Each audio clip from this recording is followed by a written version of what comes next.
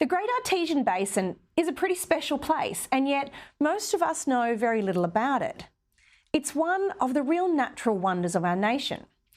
Covering 22% of Australia's land mass, it's the world's largest underground potable water source, a relic of Australia's ancient geology when a large inland sea formed, entering from North Queensland. That sea is long gone, but the Great Artesian Basin is its modern incarnation. It covers 79% of Queensland, but it also extends to parts of the Northern Territory, down as far as Dubbo and into Coober Pedy in South Australia. It's estimated to carry something like 65,000 cubic kilometres of water underground. That's a lot. And for a long time, rural Australians have been using it and farmers have depended on it. It's formed because of a special geological attribute, porous sandstone layered with impermeable or non-porous stone above the bedrock. The sandstone holds vast quantities of water that moves about throughout it, known as an aquifer. When it pops to the surface, it's what we call a natural spring. When humans actively seek to tap it, it's what we call a bore.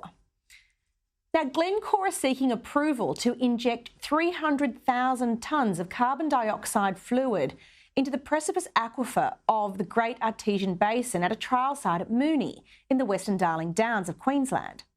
In short, they want to use it to trial carbon capture and storage technology.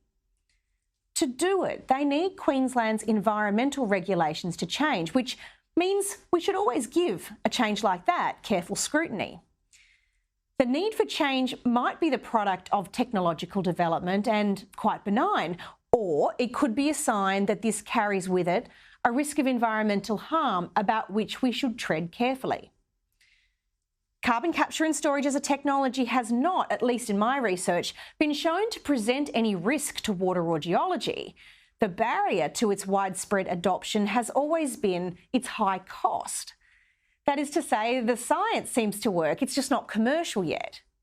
But the member for Flynn, Colin Boyce, has raised concerns about the project, and I really wanted to get his perspective on what's needed to make sure that the interests of landholders and residents aren't prejudiced.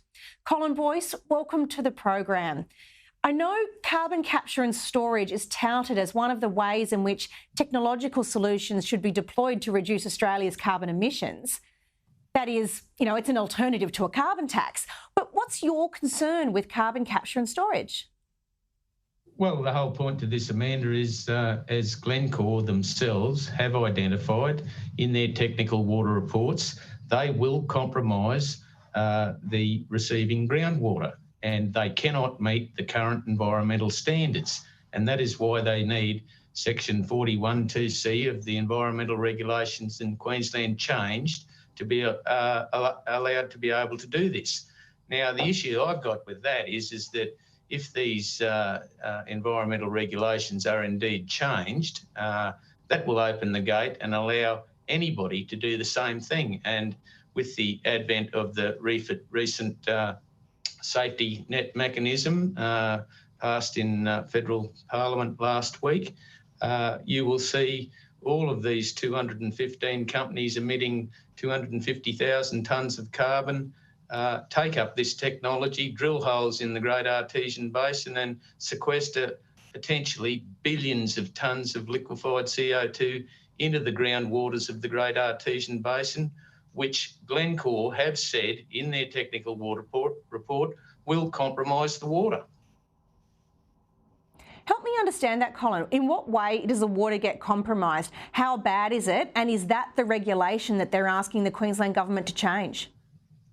Well, if you put carbon dioxide into the water, it becomes carbonic acid. Carbonic acid then has an effect on that porous sandstone which you mentioned underground, and it can possibly dissolve all of the sedimentary rocks down there, and nobody really knows what will happen to the enormous plume of liquefied CO2 that'll be injected down there. What will become of it?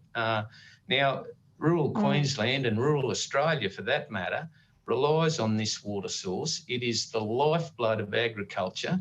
And it is just absolute madness to be able to suggest that we're going to put this stuff down there and render this water source useless. The Great Artesian Basin is unique. It is the only one on the planet. There is nothing else like it. And it seems to me that given we don't know the impact that it would have in this environment, it's something that needs to be tested before it goes into such a pristine and special place. It seems to me that carbon capture and storage is a big part of the story to keeping the heavy industry that's so important in your electorate viable, even though we are under a government that seems determined to price them out of existence. How do we reconcile those tensions that are faced by heavy industry in your part of the world? Well, again, this all relates to the safeguard mechanism. Now, I'm not against carbon capture storage per se, but not into particularly the precipice sandstone water aquifer, the Great Artesian Basin, which is the deepest and the best water aquifer of the Great Artesian Basin.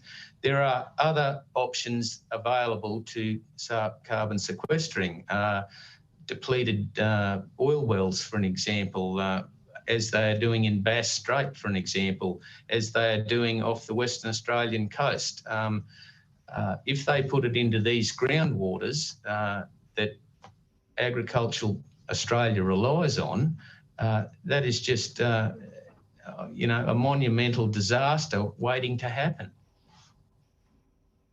Well, there's some real common sense suggestions in what you've said there, and we do want to make sure that the technology's sorted before it gets used in a special place like the Great Artesian Basin. Colin Boyce, thank you so much for your time tonight.